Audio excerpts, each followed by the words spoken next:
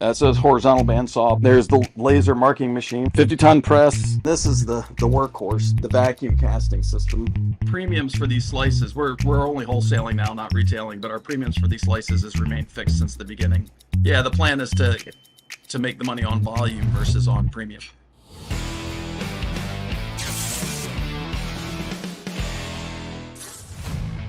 Please join us for our next live stream Sunday, November 27th at 9 p.m. Eastern. We'll go over current events, past guests, and of course, gold and silver news. Once again, our next live stream will be Sunday, November 27th, 9 p.m. Eastern. See you then. Hello again, everyone, and welcome to another edition of Silver Bullion Television, SBTV. I'm your host, Patrick Vieira. Jim Forsythe joins us today. Jim is a former Republican member of the New Hampshire Senate, having represented the 4th District from 2010 to 2012. And Jim became involved in politics after a career in the U.S. Air Force, and he has since ventured into helping people understand the value of sound money. In fact, Jim even creates his own silver bars and silver coins. And we're delighted to have Jim Forsythe join us here today. It's time to saddle up and silver up for Jim Forsythe. Jim, welcome to SBTV. How are you doing? Excellent. Thanks for having me. Glad to have you on.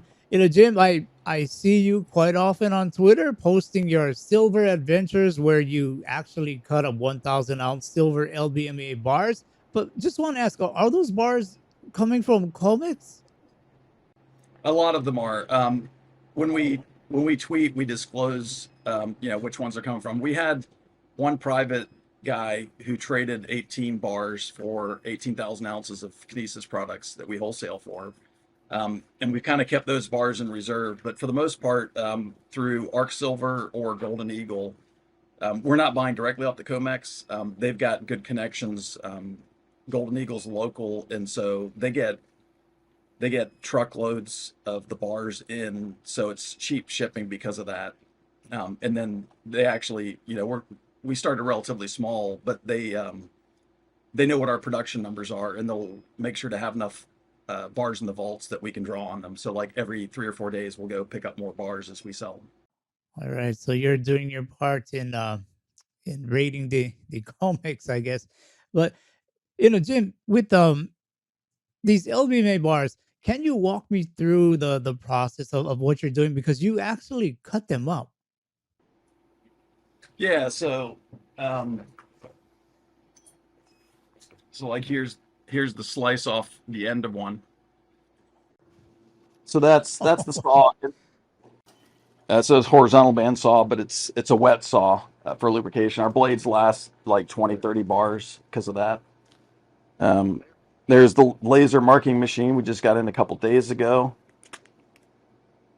You can see the laser markings on the bottom.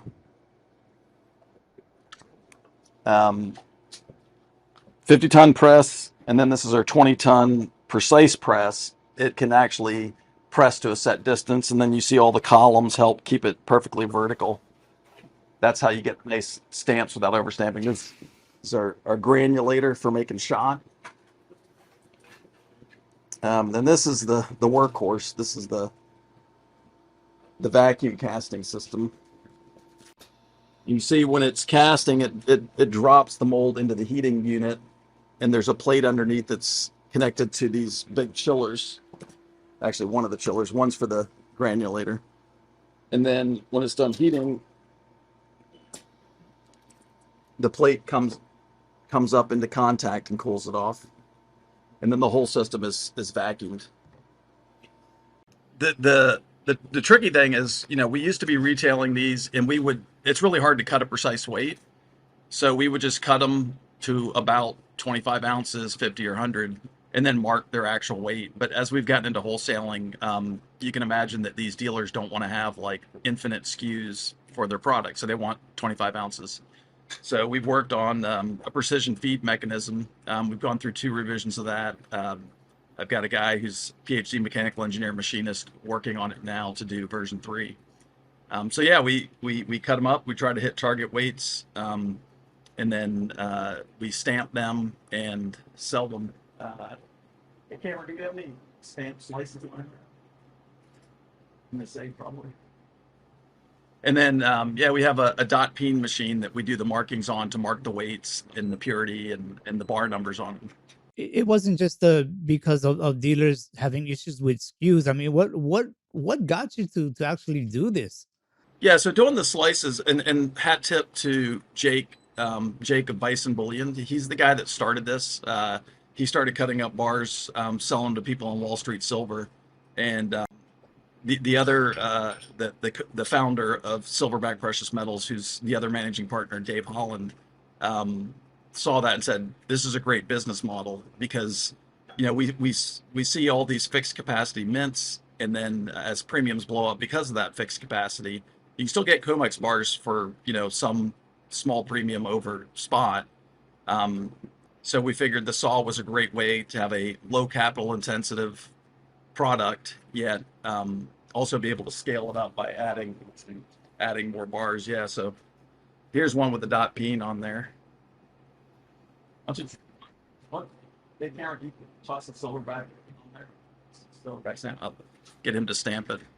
So yeah, you've got a 50-ton press here to do the stamps. The stamps are designed by artists we met on Wall Street Silver, and the deal with them is they came up with a design. We have 5 different designs. I CNC'd the stamps, and then they get 0.5% of every ounce sold, which we didn't think would be a big number, but it's turning into a pretty decent income stream for those guys. Of course, capital intensive. I'm pretty sure it's labor intensive as well. I mean, because when you cut up those bars, I mean, I'm sure there's a good amount of silver shavings that come off. What do you do with these shavings? Yeah, so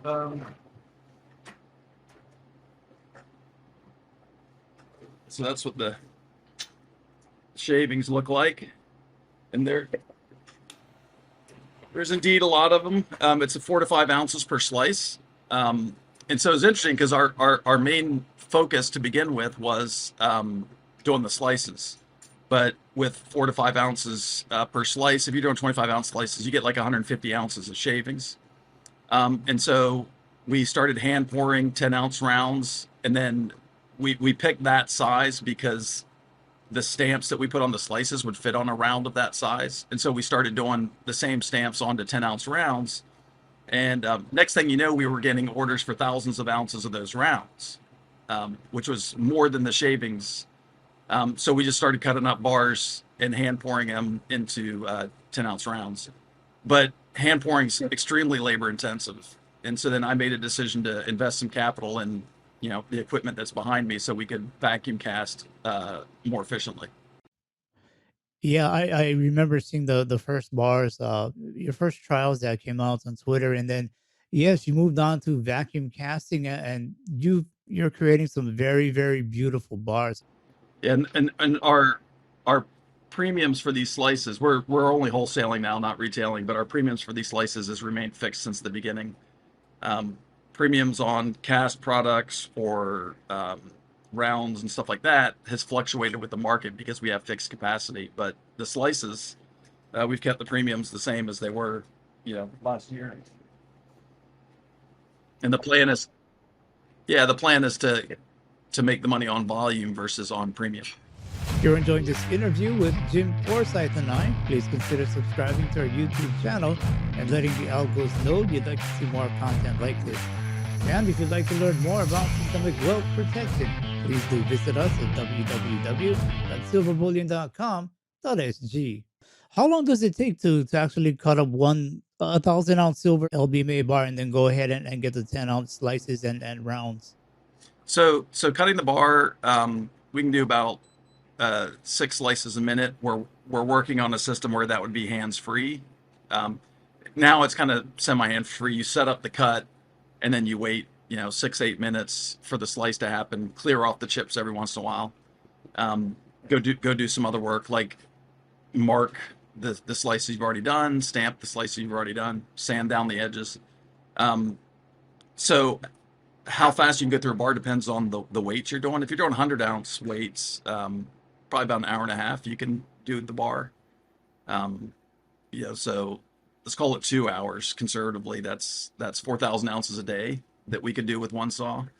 If you're doing 25 ounces, the labor per slice is the same, and that's why 25-ounce slices are more expensive because the labor cost is higher, and that might take 4 or 5 hours. We've had this guy who is a dealer that he uses Facebook to sell, and he's bought a whole number of bars where he wanted the whole bar sliced from beginning to end.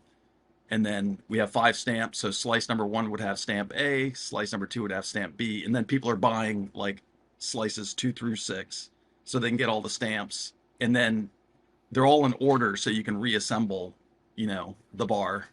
And you can see the pattern of the bar and, the dips and everything. So we thought that was really clever. He's done like 4 or 5 bars that way. And as a result of all of this, I believe Silverback Precious Metals was born. Can you tell us about Silverback Precious Metals and growing partnerships that are happening with it? Yeah, so we started about a year and a half ago, and like I said, Dave Holland, it was really his idea. I came along for the ride, became one of the two managing partners, but we have 6 partners total. Um, some of them involved in the manufacturing and some of them involved in the marketing and but it's interesting company. The partners, you've got an ER doctor, a architect, um, DoD contractors. One guy sold silver for years, and then a physician's assistant. So not what you'd expect typically. And then me, I'm an aerospace engineer. So not what you would expect, but yeah. So we started out where we had the idea that we do this slicing and we'd sell retail online. That was relatively slow selling. We were getting a lot of good publicity, a lot of good buy-in, but we're doing 2 or 3 bars a month or something. Um, Meanwhile, a couple, local dealers, local stores asked us about carrying the product. We started selling to them, and we found one store could sell as much as we sold online. And so then we made the pivot to start doing wholesale. Um, and that's been fantastic. And as we grew our wholesale network, meanwhile, Kinesis was ramping up the physical mint. And since we're all Kinesis investors and believers, we started discussions with them, and we wound up becoming the North American distributor for Kinesis products. And it's really been great as a wholesaler because it's rounded out our product line. We have slices if you want low premium. We've got our own cast products if you want kind of our edgy designs, and then we have all the Kinesis, minted and cast products as well. I want to move on to another chapter of your life, and that was, of course, your relationship with Congressman Ron Paul. Can you tell us about your experiences and your time with Ron Paul? Yeah, so I started getting politically active in New Hampshire, basically kind of inspired by the Free State Project, and then he came and talked to the Liberty Forum and announced that he was thinking about running for president, and a whole group of us just started campaigning for him before he actually even declared. We were making signs and everything. So I got active in his 2008 campaign and kind of rose to his visibility. He wound up endorsing me for a run for Congress. Um, you know, Basically, I would drive the family around sometimes and go knock on doors, and I got to spend a lot of time with Rand Paul. So he endorsed me to run for Congress. I started to run for Congress, but the timing wasn't quite right for that.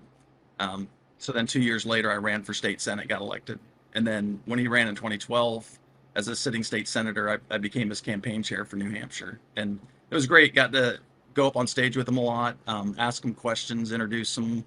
It was really great time, and got to know him, his whole family, and Rand personally, and just really great people, really believers, really true patriots.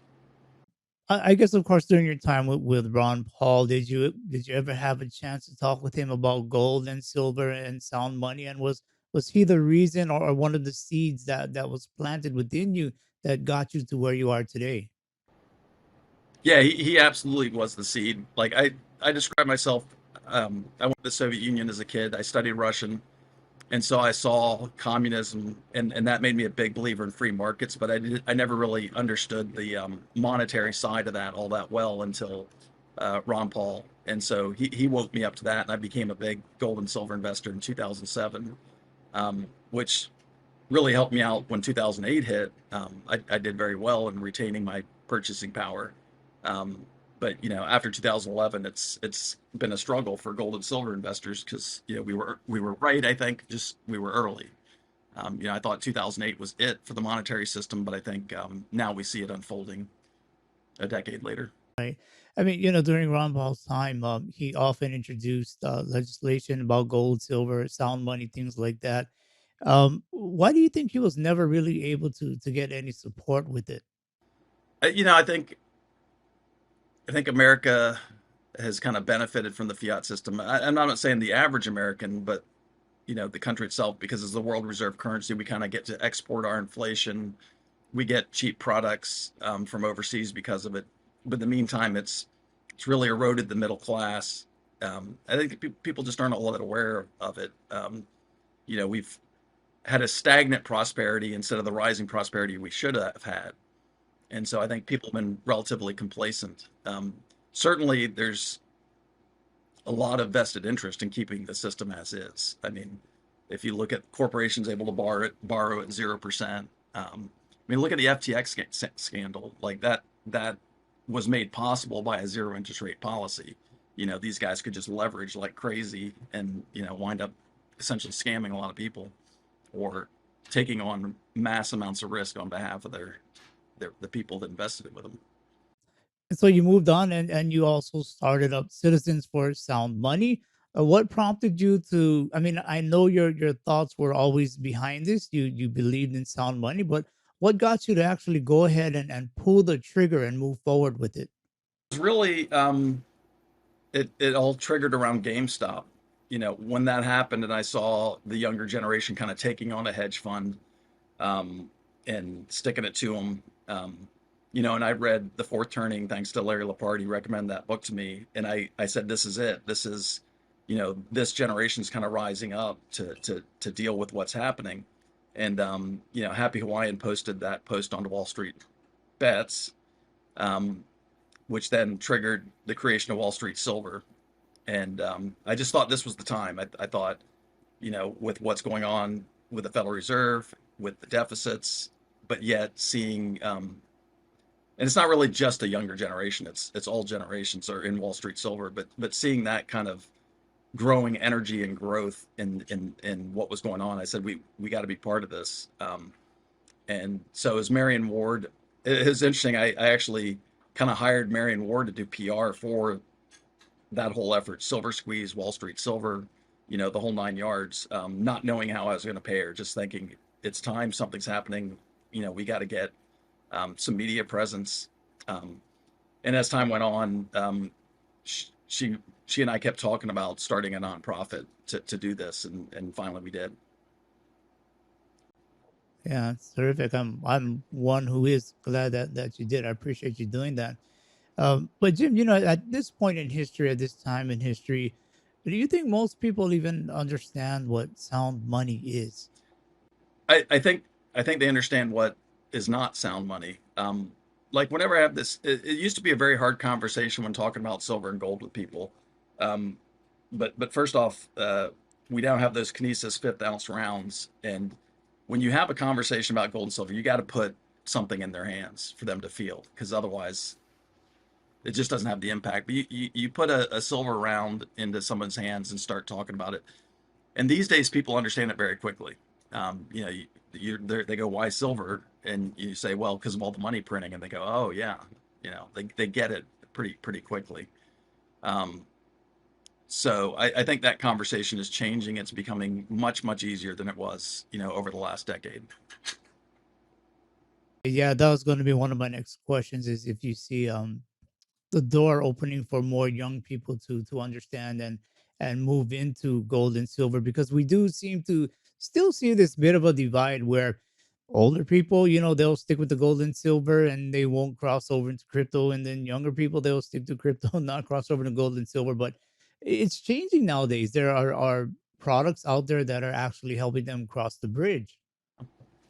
No, that's absolutely true. And my gratitude to people like Larry Lepard, William Middlecup, who've been of the camp that, it's the same team, the crypto team and the gold team. And where I see that really coming together is in asset-backed digital currencies. Like, you guys have cash, there's Kinesis, Load, a number of systems, um, and it really kind of is blending the best of both worlds of crypto and gold and silver. And I think, um, whether or not all these cryptos survive or whether or not Bitcoin does what people think it's going to do, I think it has risk, and I think, gold and silver are a way to get into sound money with much lower risk. Like, it's not going to go to zero.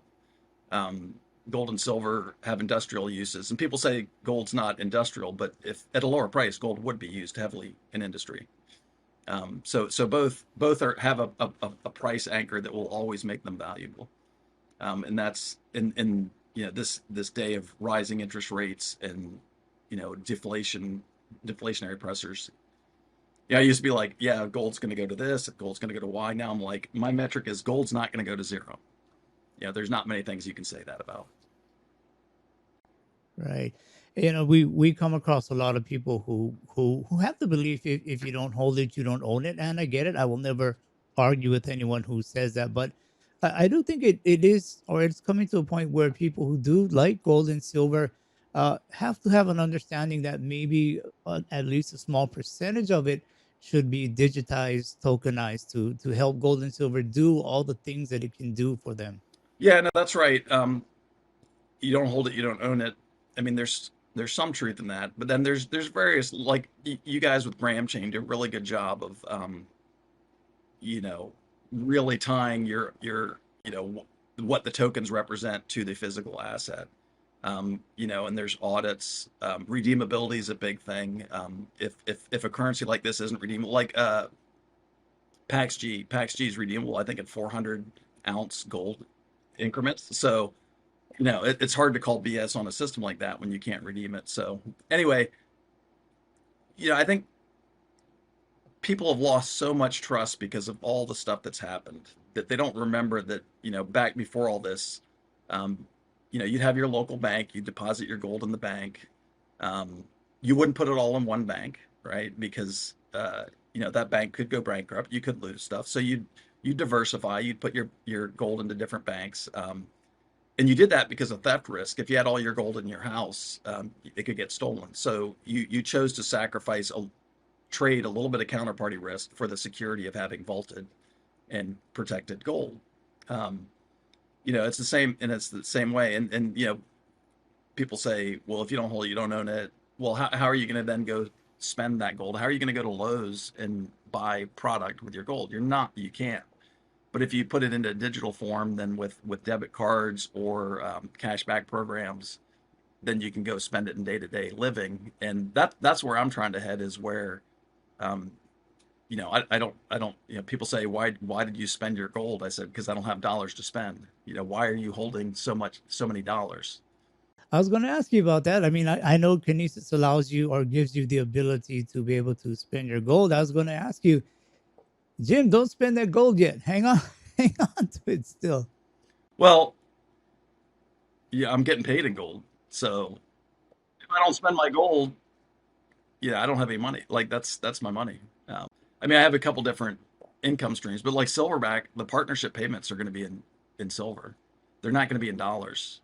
Um, so of course I'm going to spend my silver and gold. And if you look at the lack of physical price discovery, over the last couple of years, that's what's missing, is people using it day to day as money. That's what gets rid of these crazy fluctuations, is when the futures market becomes small relative to the physical market, because people are using it as currency again. Right. Jim, that's a great point. I completely agree because when people who love Bitcoin, we have a chat and I explain to them, if you really want Bitcoin to be money, you got to spend it. You have to have it circulating. Yep, absolutely true. Yeah, you got to overcome Gresham's law, and you know, and it's a chicken or the egg thing, right? Gold and silver will retain their purchasing power. The price will move consistently up as money is printed. Um, but that's if we're using it as money. In the meantime, the highly leveraged futures market can cause crazy things to happen in the meantime. So, I choose to, and that's why the futures market was created. You look at the State Department memo, as they said it would introduce volatility and discourage people from holding. And I think we've gotten to the point where you have to get over that fear of that volatility and start holding, start using it as currency, um, and uh, and we'll get past this and have a better world because of it. So, Jim, it seems like U.S. is having a pretty rough go as of late on the global stage. Do you think part of having trust in a country is having trust in the money that they use? Absolutely is, and if you look at what happened with sanctions, I think that trust has failed. It's failing. Um, Luke Roman makes a good point where so we took the reserve assets of Russia because of what they were doing.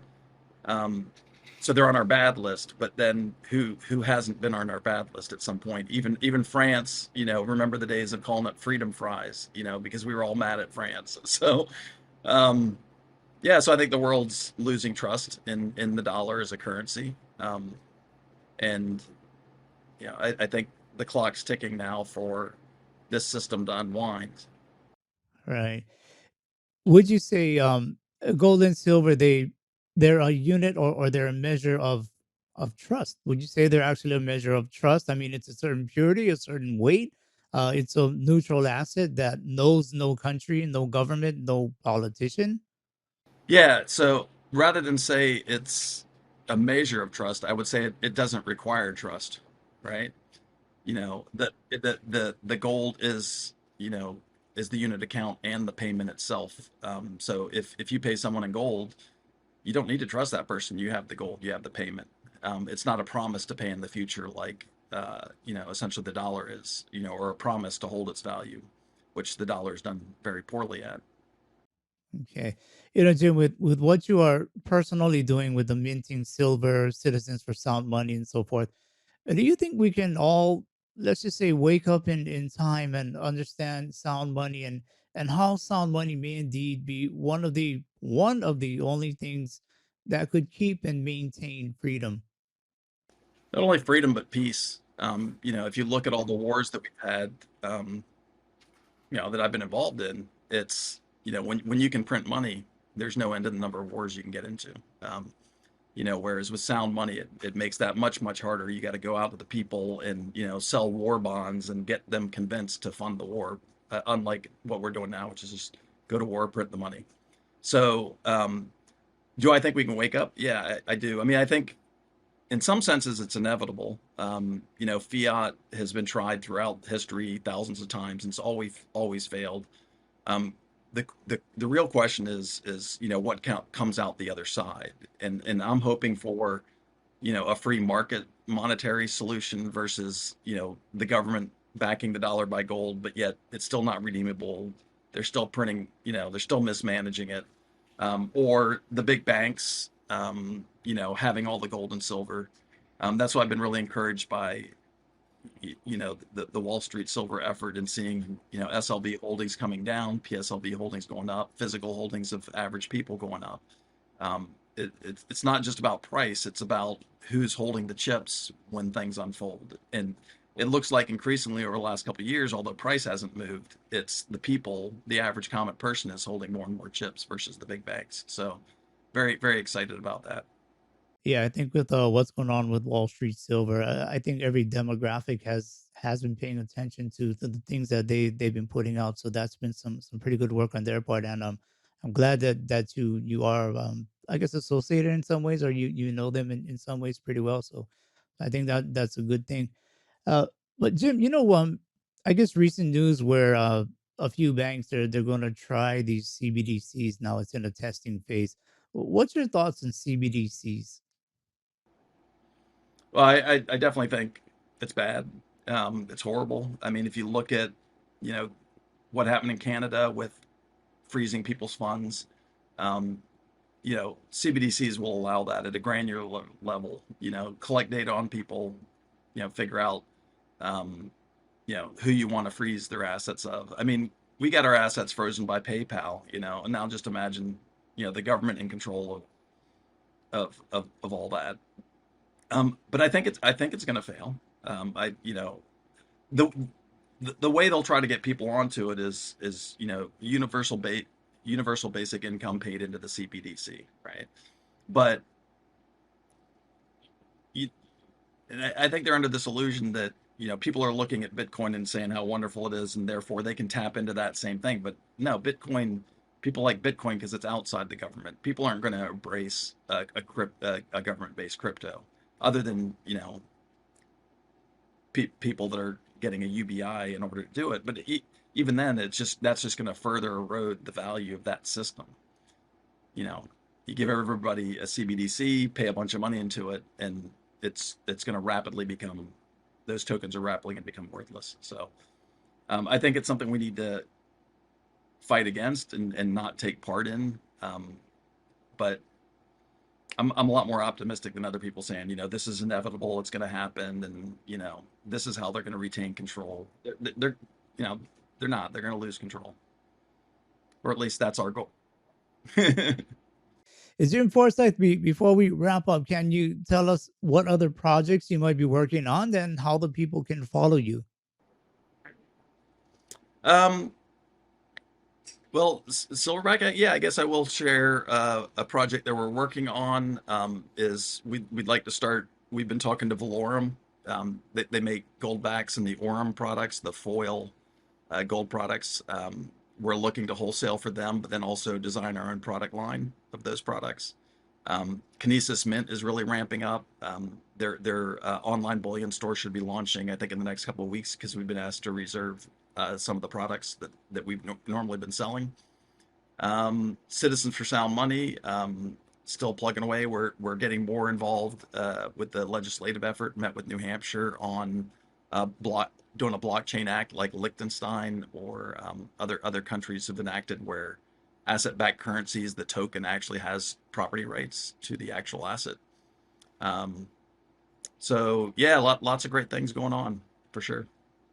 That Aurum, those gold foils.